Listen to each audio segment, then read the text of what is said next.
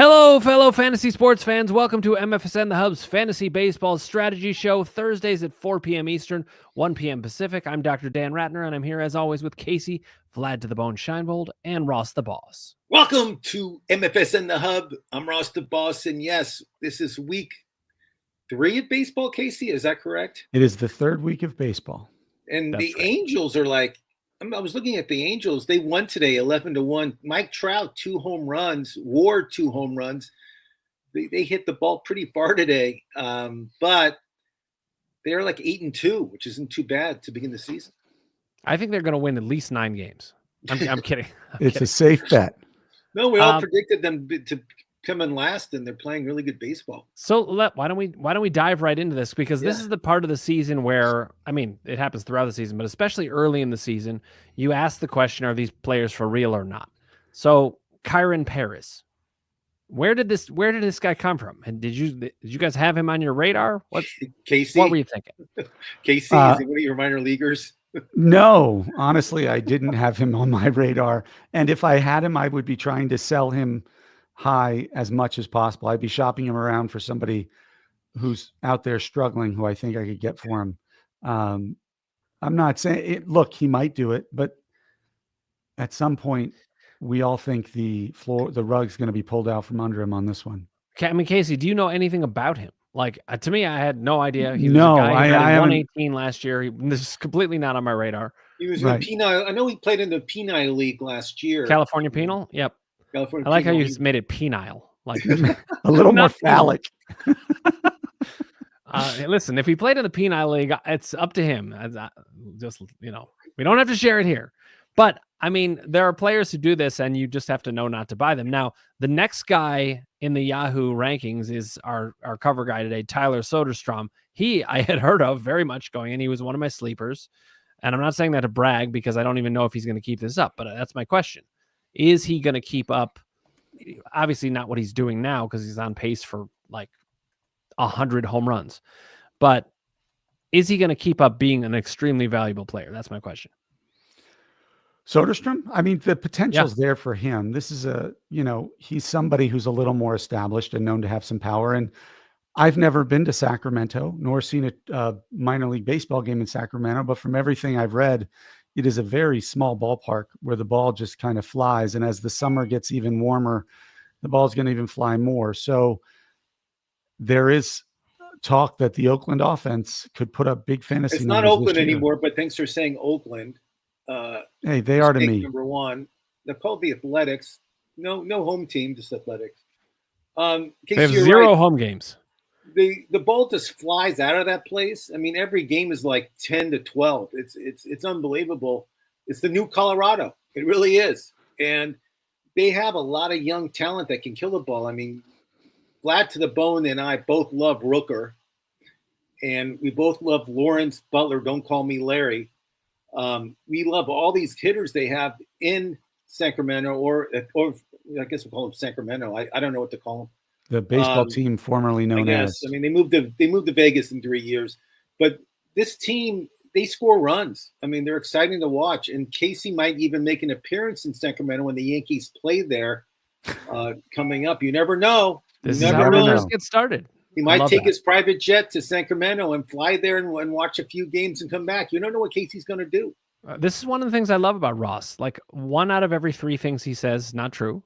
And he says it with isn't there that game two truths and a lie? Truth and a lie. That's his entire life. I always say, you know what I do say when you're not here, Dan? I say, Dr. Dan Ratner is not here today. He's writing a book about fantasy baseball right now, and he's almost done. Or curing something or fixing something. I appreciate that. Just spread any kind of rumors you want. That's what we Go do. ahead. That's what Casey and I do. Did you guys see, not to change the topic, I was reading today in The Athletic, if you have a membership, it's great stuff. Ken Rosenthal was writing about Vladimir Guerrero's contract. Yeah. 325 million of the 500 million is a signing bonus. And I gave it to him. I think they structured, from what I can understand, and I don't understand much when it comes to the financials, but based on what I was reading, I guess signing bonuses, unlike your salary, taxes are based on where you reside. And so then it's Florida. So there's no state tax, and he wouldn't have to pay the Canadian income tax on it, which is much higher. They can make a lot So extra money that way. It's a way to pay him more than his contract is actually worth. So, which I thought was brilliant. And Very it smart.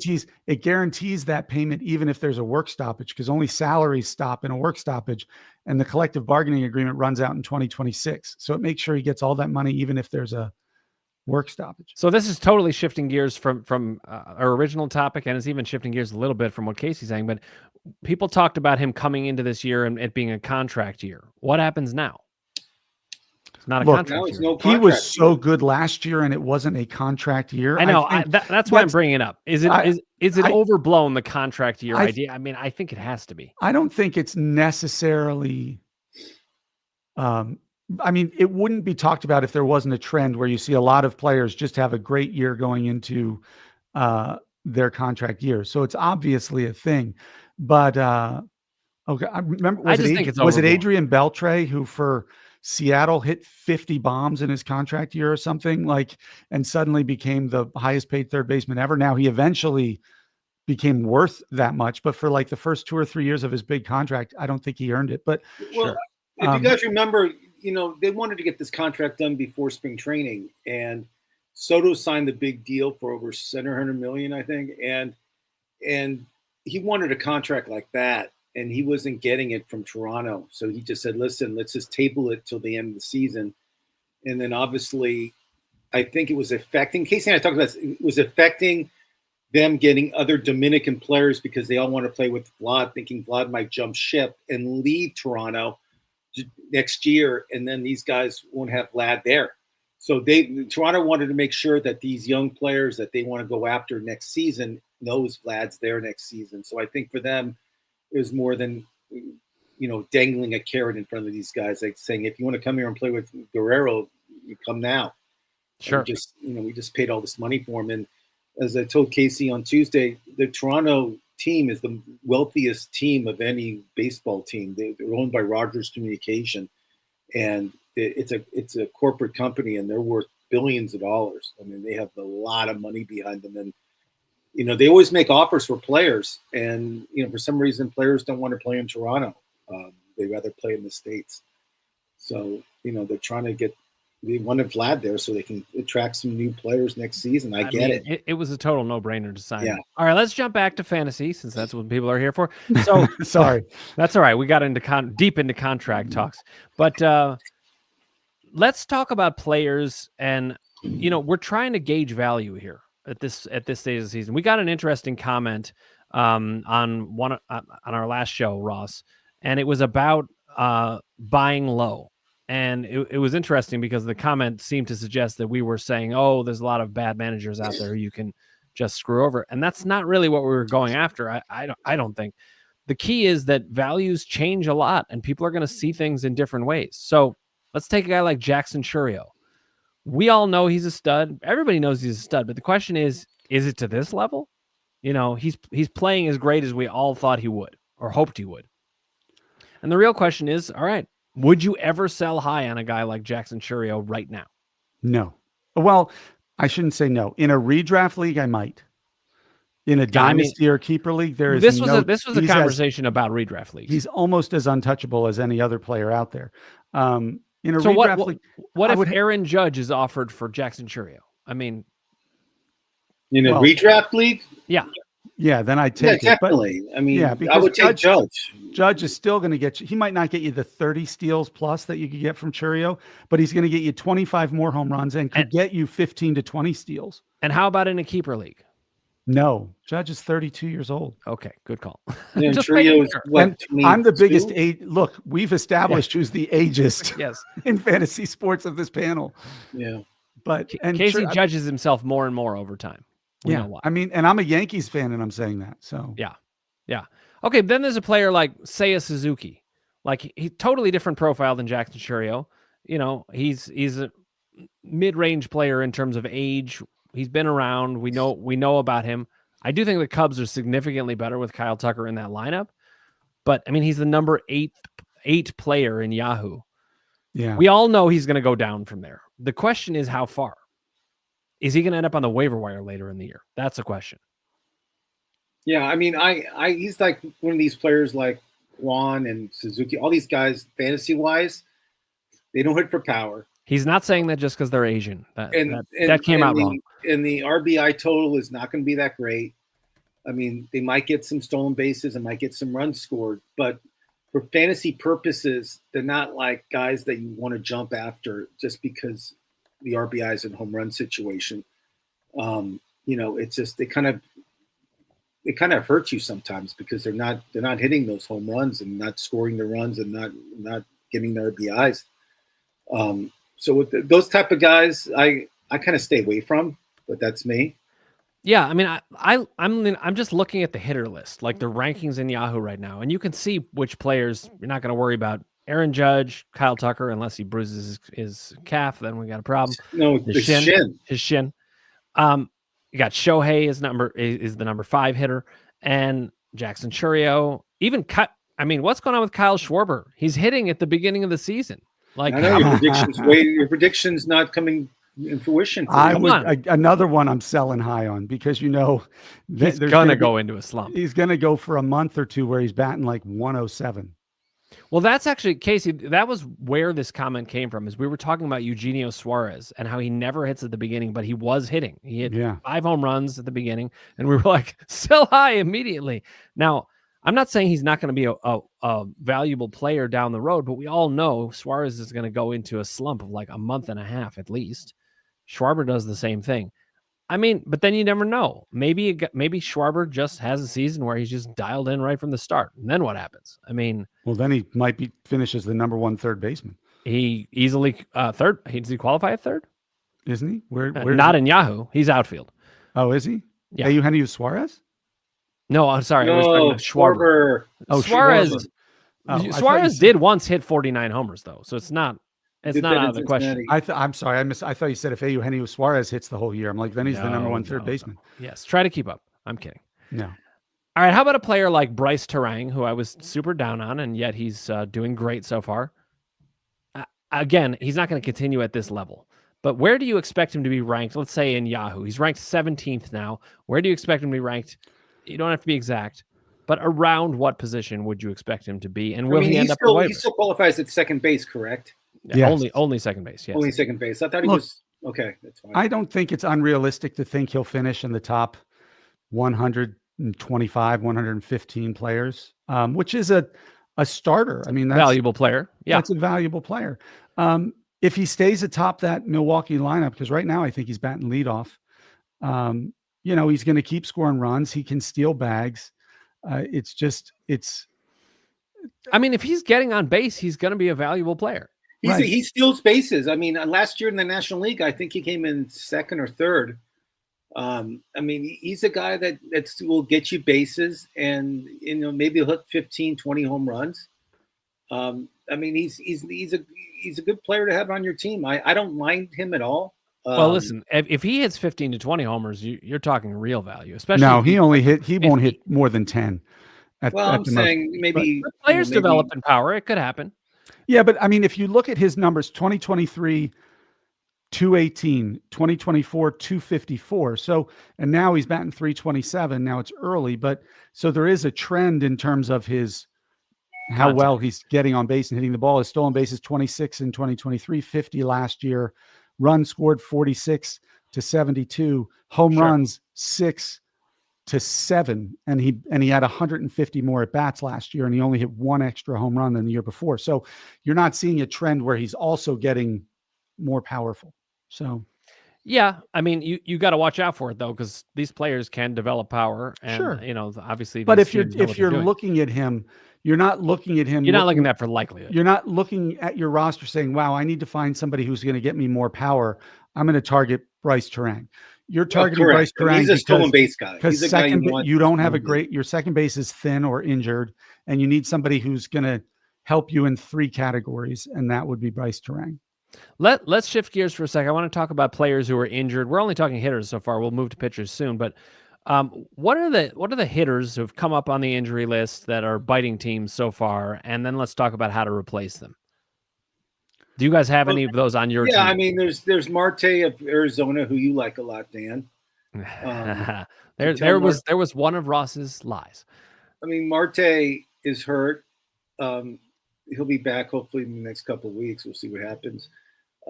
Freddie Freeman's coming back tomorrow for the Dodgers. He's been hurt for a while. And then the guy the big mystery guy that Casey and I are just banging our heads against each other is like Acuna. When is Ronald Acuna coming back? Yeah. We have no idea. But some other ones that you've drafted that might be biting you, Jackson Merrill just went on the IL not too long ago with a hamstring strain, and somebody who relies so heavily on his legs. He's a center fielder and he's a speed guy. Yeah, you worry about that. Wyatt Langford, another young outfielder who everybody's drafting and expecting great things, just went down with an oblique strain. They're saying it's not major, but you know how the oblique is in baseball. It can be devastatingly long lasting because they're soft tissue. Even once you come back, it can still be an issue. Matt McClain, who we make fun of every year because every year he's hurt. Yeah, but if you drafted him high thinking he was going to play, then you didn't pay attention. Yeah, I mean, Royce Lewis being injured. But, is Matt McClain becoming one of those players? Well, that's what we have to see. Victor Robles was huge last year and started off 12 weeks, this year. It looks like. Yeah, separated with a small fracture in his shoulder. They're saying 12 weeks. So that's essentially until August. Yeah, and one of the saddest parts about that with Robles is it was on a great catch. It was amazing. He made an amazing catch, and then he's out 12 weeks. I mean, that's tough luck. So let's talk about how you replace some of these guys, because you guys did the waiver wire show on Tuesday. Who are some guys you would highlight? Let's say in the outfield. Let's say Jackson Merrill is one of your guys. How do you try to replace him relatively cheaply? And try to think about it from a 12-team league perspective, because that's usually what I think people are gauging things on. Well, I think, you're looking at Wilyer Abreu. Now he's more owned because he's been so good the last 2 years, but he was somebody who was on the waiver wire a couple weeks ago, who's doing great. Would you trade for him, like a short-term trade, just to see if you can ride the hot hand? It depends what the price was. Trent Grisham is doing well for the Yankees right now. Sure. He's another one who could fill that void. How about George Springer? He's probably rostered in a lot of teams. The problem with him is injury too. Like he could end up injured in a month or so, but you're not going to have to pay a big price for him. But if it's, Jung Hoo Lee, the kid in San Francisco, the outfielder there, who's not a power guy, but he steals bags, gets on base. He's somebody who's not very well owned and you can get relatively easily. That's safe. I don't think he's going to win you the league, but he's not going to cost it. Sal Frelick is another outfielder there, and kind of like Bryce Terang in Milwaukee we talked about.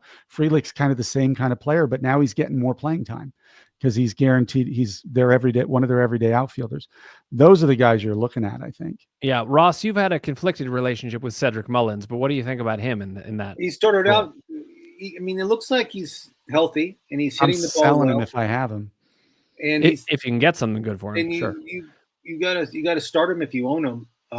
Cedric is looking so far so good, but again, guys, it's April. Let's reminding everybody, it's not even April. It's not in the middle of it. It's not April 15th yet.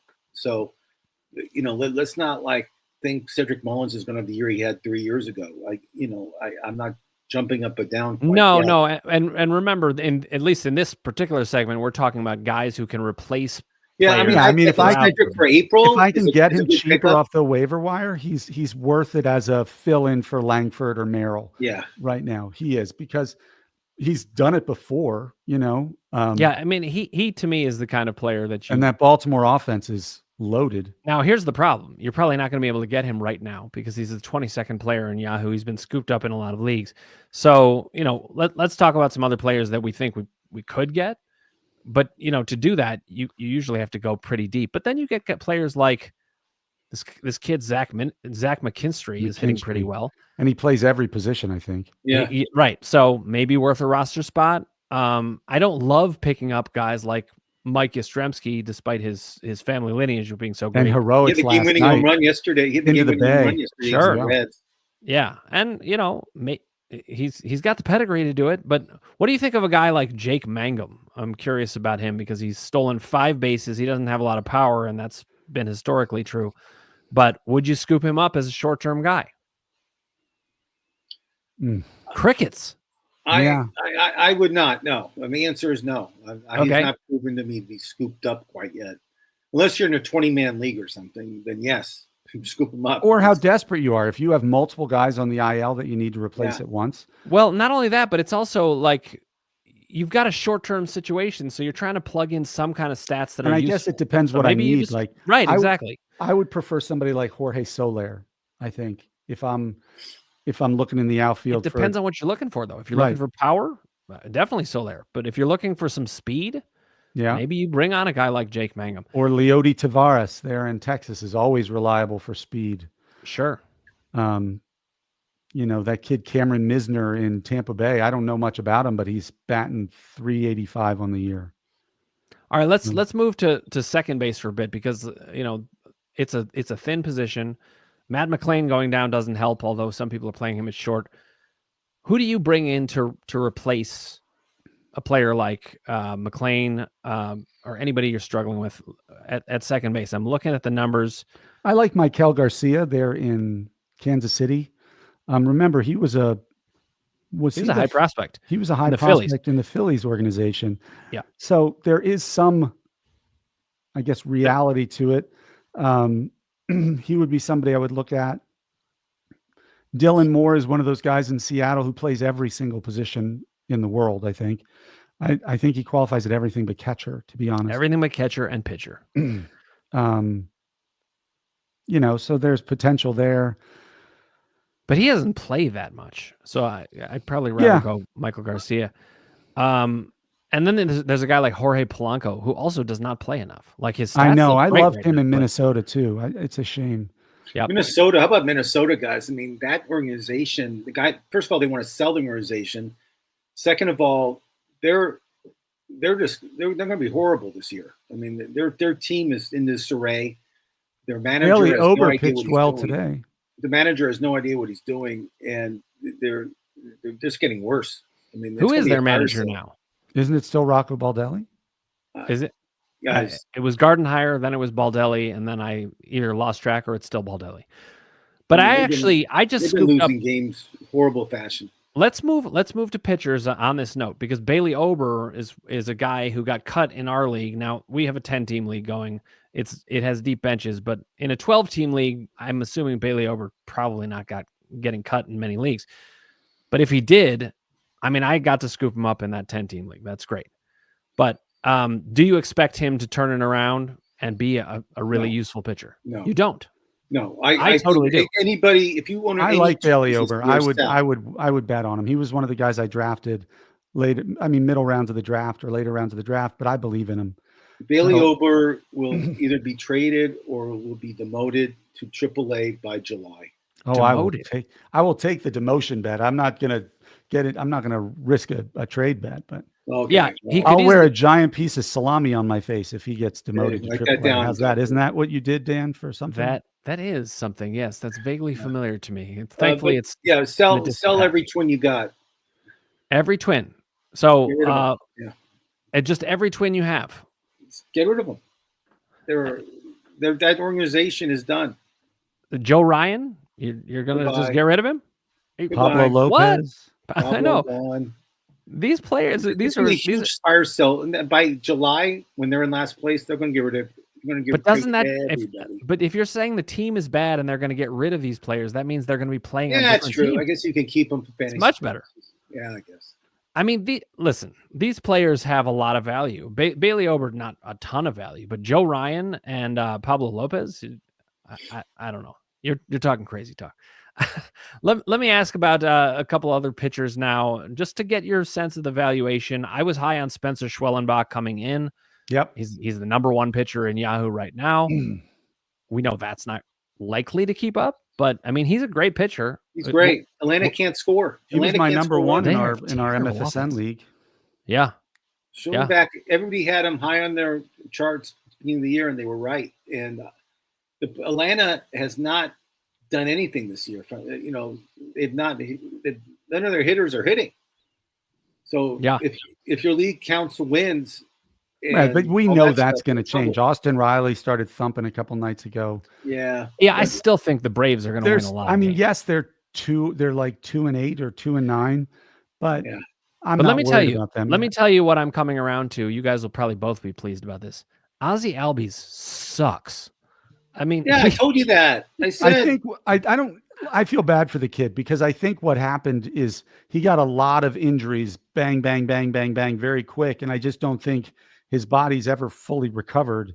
that And could so, be, but I and mean, so his stats suck. he got he's not a old. fantasy He got player. old very fast. Yeah, he's just nobody. I've never drafted him. So, I was saying, well, what can I get for him in trade? But the problem is you have to trade him A to a waiver guy like wire move. me like a week and a half ago.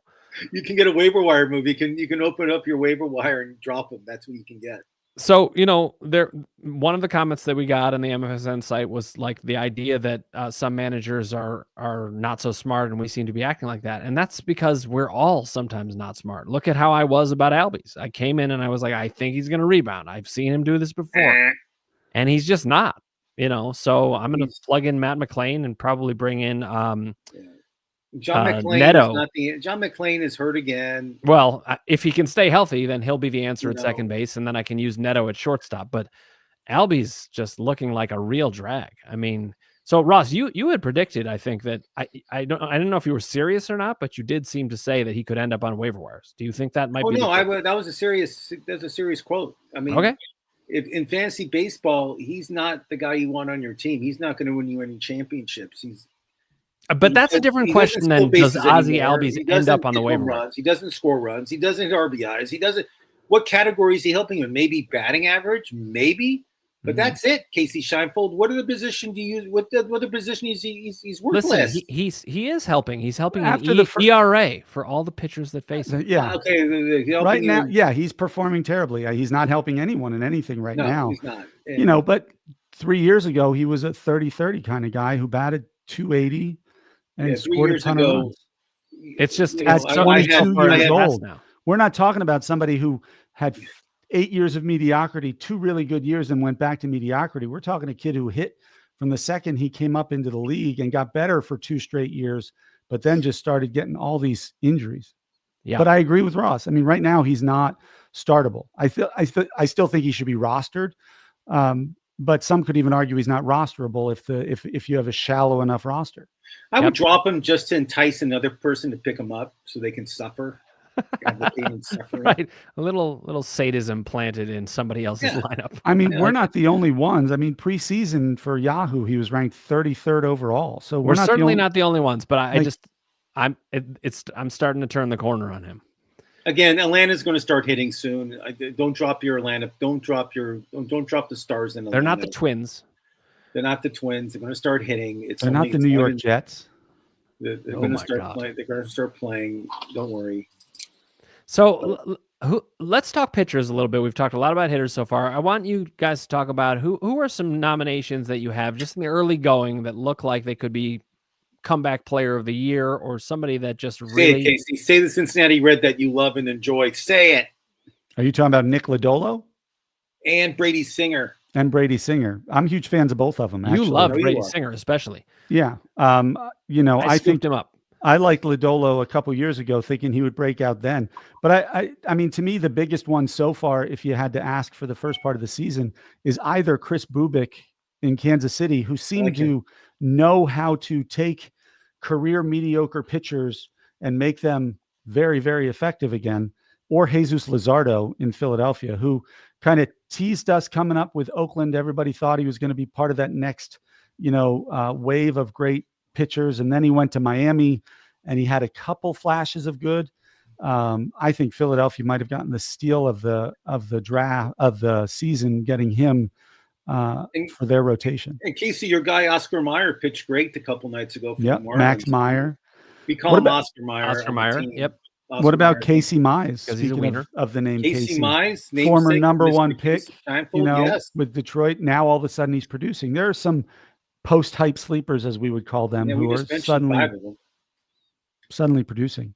Yeah, I mean, those were some great names, and if you note how many of them were post-type sleepers. I mean, Jesus Luzardo was. I said Jesus Luzardo. Oh, Jesus, how about that? And Jesus Luzardo, he was quite good and showed serious flashes, and then he just And I'm wondering if he was hurt during that period, because he was really off. But we do have a tendency to assume that these players only underperform when they're hurt, and that's not true. That's not true at all. In fact, sometimes they get hurt because they're underperforming.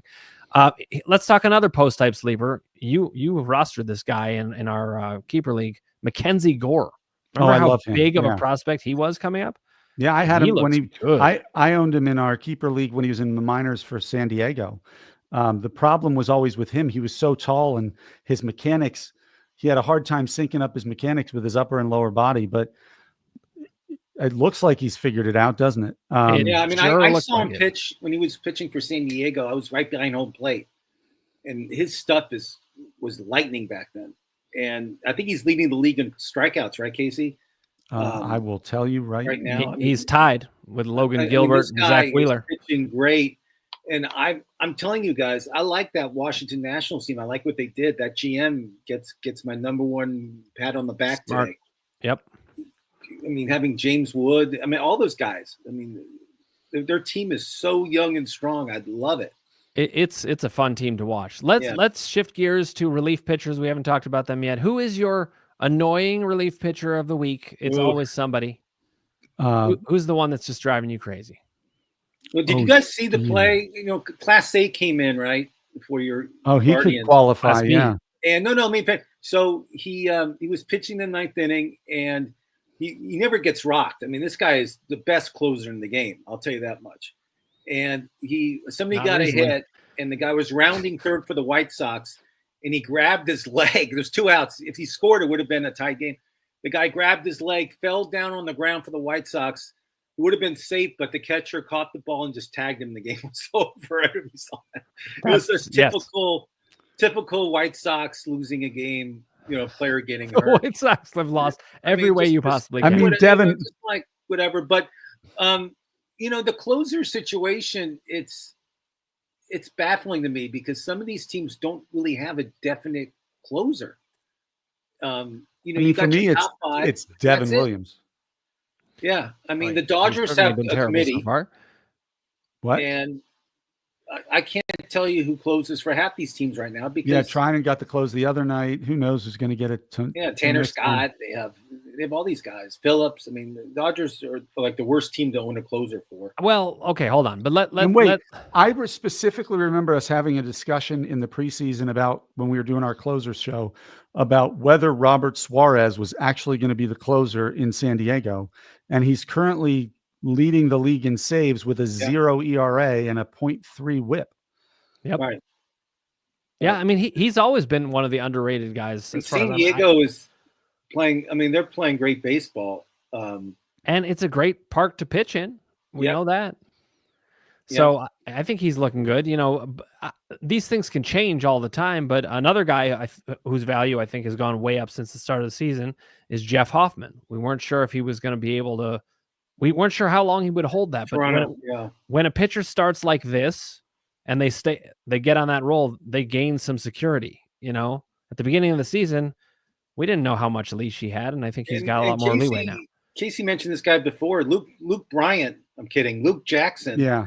Of Texas, you know, he's definitely the closer there. I mean, he has great stuff. And no one was really talking about him. I don't know. I didn't hear anything about it. I have to tell Casey, congratulations. He really picked the closer out of Texas. Because that first game he was awful. And so his numbers don't look good, but the last 5 outings, he's got 5 saves and a 0 ERA. And that's what you got to, if you're going to try to trade for a closer for somebody, and you know somebody's clueless in your league, because there's always one who just looks at the overall season numbers instead of, you know, what they've done for me lately type of thing. Like, you can probably get him because his numbers look very Fernando Rodney-ish, and he's been much more Mariano Rivera for the past 5 games than he has been for. And then you got the guy like Chapman in Boston. I mean, he's back to form, right, guys? I mean, he's pitching lights out. I don't know if he's back to form. I don't trust him, but I don't either. That's because I've watched him pitch so much for the Yankees. And then Kelly, and you got Jansen. You got a lot of different guys. Kenley Jansen, how long has he been a closer now? I don't know. I mean, it feels like it's been like 25 years. He always finds a place to get saves, though. He always always does the job. And he came up as a catcher. Yep. Oh, I remember that. That's right. And he also was born. I think he's from Jamaica, right?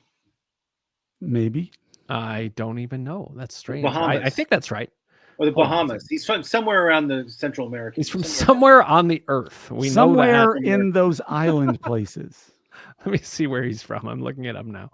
Bahamas. A different person came. It's a small. I know it's a very small country. Kenley Jansen birthplace. Here we go. It is Curaçao. That's it, Curaçao. Is it Curacao? I think it's Japanese.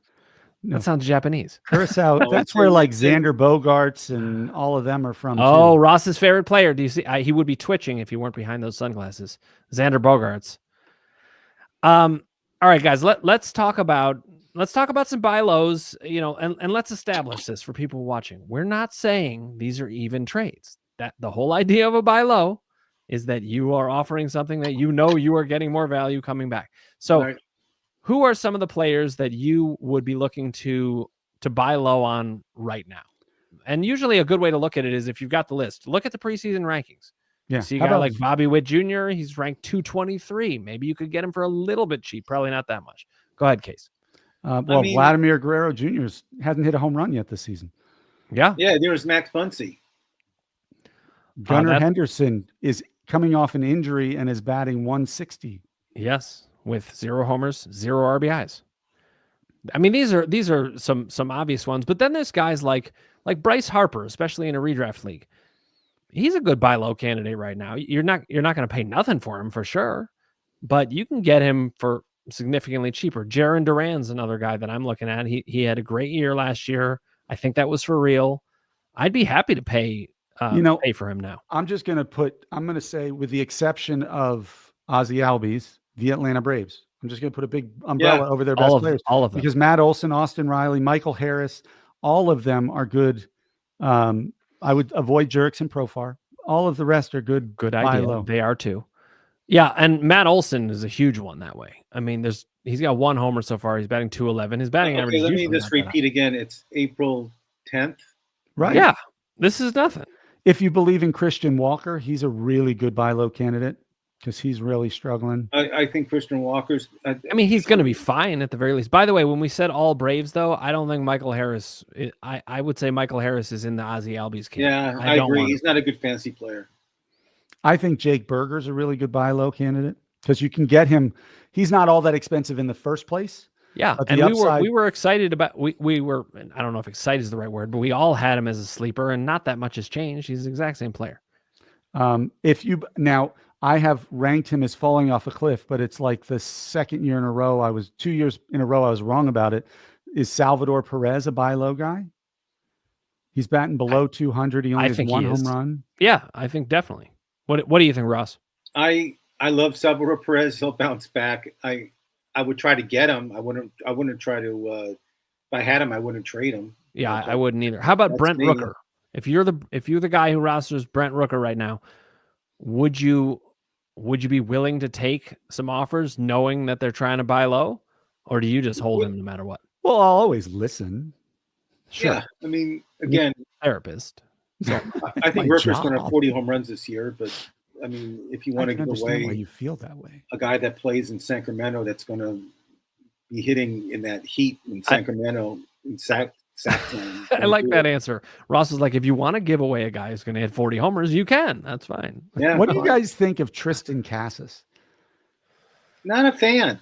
How about that? I was a huge fan. That's why I bring him up. Yeah, I'm not. Well, why were you not, Ross? I just don't. I mean, look at his stats from the past year. I mean, it's just he's supposed to be this all-star player, all this hype, and then he never does it. I mean, there are going to be players like that who just don't. I don't know. Pan out. Billy Beane was one of them. I feel there's better first basemen out there that you can grab. Sure, that I'd rather have before him. That's no. Me. I mean, listen. If I do hate the Red Sox too. Maybe that's reason. Maybe that's why. I think you're. Yeah, you're. And my hatred for the Red Sox probably doesn't help. Wow, I just noticed Wilson Contreras is batting 102. Yep. Yeah. Ooh, I'm not worried about him, but I'd be worried about his batting average. Top tier in catchers by himself. No, that was William Contreras, who's also not hitting well, but he's not as bad as Wilson Casey Contreras. had And him on Yair first Diaz, I tier. had way up there too, and he's The batting first tier. 61. So, 61, 2 for 33. but he is somebody I would trade for. I mean, Another these guy are great that's hurt buy low too is, candidates. and Casey loved this guy's Herrera, the catcher for St. Louis. Well, yeah, but he was still hitting the cover off the ball. He just got hurt. I'm just saying. I mean, he's somebody that. But injuries hitting, but now he's on the injury reserve. I mean, maybe it's a good time to try to get him and trade for him. I think the guy's going to keep it. I think he's going to keep it up. All right, now I'm going to ask a question. We're going to wrap up on this, but Casey, you weren't here when Ross and I talked about this, but torpedo bats, what are we thinking about them? I mean, I'm looking at different numbers. I'm trying to see, is this making a real difference? I look, the Brewers pitched awful that first weekend. And, but fastball Freddie Peralta was the only good pitcher on the roster, and he shut him down for 5 innings. They were throwing position players out there. The torpedo bats, don't get me wrong, it makes a lot of sense. Hey, let's analyze where you hit the ball on your bat most of the time and put the bulk of the weight of the bat in that area to increase hard hit rate. But like what if the Yankees just salvaged 1 of 3 against Detroit yesterday? It's not like and Aaron Judge, by far their best hitter, doesn't use a torpedo bat. No, he can't. No, I think torpedo bats are here to stay, but they're not a cheat code. Let's be honest. They're not really a pitcher. If a good pitcher hits his spots, it doesn't matter what bat you're swinging. Yeah. And if you miss your spots bad enough, major league hitters can smash them. Yeah. Jumping back to Tristan Casas, I know we're changing subjects, but I realized I didn't answer that. He was a guy who had a lot of hype in Dynasty and keeper leagues. I was all over him because you want to get the next big thing in first base. And a corner infielder is rare, especially one with that profile. I get it, but I don't think. But he just looks like he's not panning out. Yeah. Listen, guys, the thing about fantasy baseball is this: we have to disagree on some stuff. We do. I don't agree. But we can't like every. We can't. That's not true. Player, we got to say no. I don't want this guy. I don't believe he's going to. Yeah, I mean, of course, do it. I mean, this is like Tristan, when Tristan and Ozzy and all those guys, they all fit that category. These are guys I don't want on my team. I mean, I really don't. I'd rather go after. And there are certain players who are good players that I don't want on my team just because of the emotional baggage attached to them. I mean, I love Terry Carpenter of the Tigers. I think Carpenter's going to have 30 home runs. I love that. The problem with fantasy baseball is the answer is the same as it is to almost every question in psychology. And Dan and I are psychologists, and Ross honorary. Is the answer is it depends. Like there's not an answer. There's not a question, or I shouldn't say there's not. I don't like to speak in absolute. Most questions come with, well, should I pick this guy up? It depends. How much does he help your roster? Where are the holes in your roster? What is it that you need? Who are you cutting? Right. So we have strong opinions about different players. We're going to be wrong at the top of our lungs sometimes. Well, and not only that, but there's all these arguments about how you should value the player this way. None of us know anything. It's largely true. We know a little stuff, but we're all going to get surprised. Ross knows a lot, of course. Well, it's math as much as anything. Like Dan, how many times did you win the hockey league?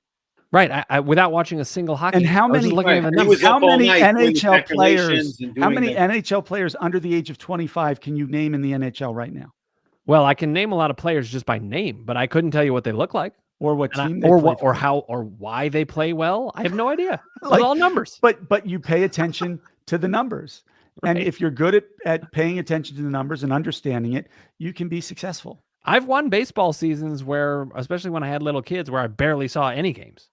But I understand the game. I can't sit through a baseball, guys. Honestly, I can't sit through a baseball game on TV. I can't.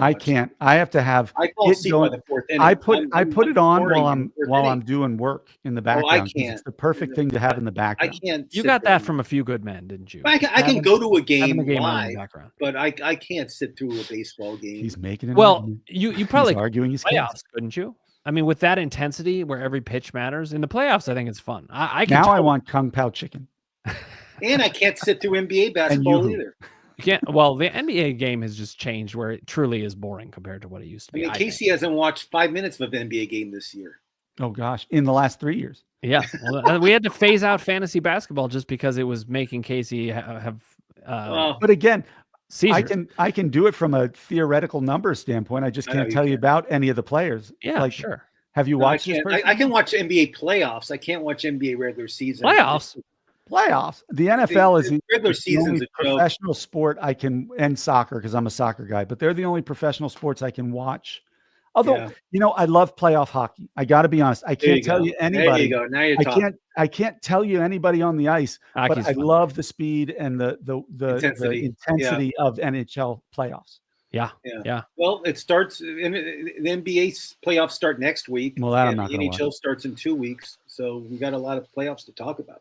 And of course, the NCAA tournament just wrapped up. I can't believe that ending. I felt that Houston was the better team. I thought they were going to take it home. I nearly turned it off with like 17 minutes left when they were down 10 with 5 fouls already. I'm like, this is over.